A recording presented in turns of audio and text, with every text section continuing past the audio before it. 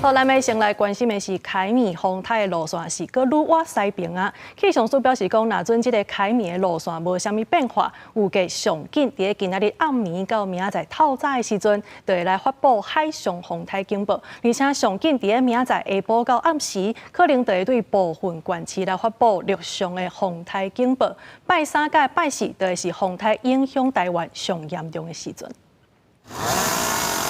趁大日头，风台还未来，台北市公务局人员赶紧将落落去的树花彻底给割掉。针对一些高风险的树木的部分，我们都会持续观察跟追踪，然后有必要时我们也会来做一些树木减重修剪。凯米风台来势正雄，台北市长周万安也将原定活动记者会延期，顺势切入因为暴雨淹水的信义区风台警备的进行。未来投入的数十亿，我们希望让全市降雨的容受力从现在的78.8毫米提升到88.8毫米。凯米风台步步进兵，拜暗时就可能转做中度风台，而且受太平洋高压的导引，凯米路线个西修，向台湾北部近海行，而且接近西北台的路线，由原爱看偏转的路线来决定。气象署有估伫拜日下晡到一暝之间，有可能对部分县市发布陆上风台警报。拜三拜四会是凯米风台影响台湾上激烈的时阵。在礼拜三这一段时间，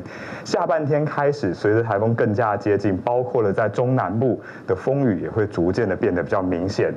到了礼拜四，台风还是在台湾附近哦，我们可以看到西半部的雨势跟风力还是相当的大。依照目前的路径来看，这个台风对于中部以北、宜兰以及马祖的冲击是最大的，但是对于南部跟澎湖也是可能会有些强风以及豪雨出现的状况。在凯米的外围环流影响之下，北部加东部雨势为拜日开始愈暗就愈明显，一定要注意强风大雨。拜五风台到达上北离开，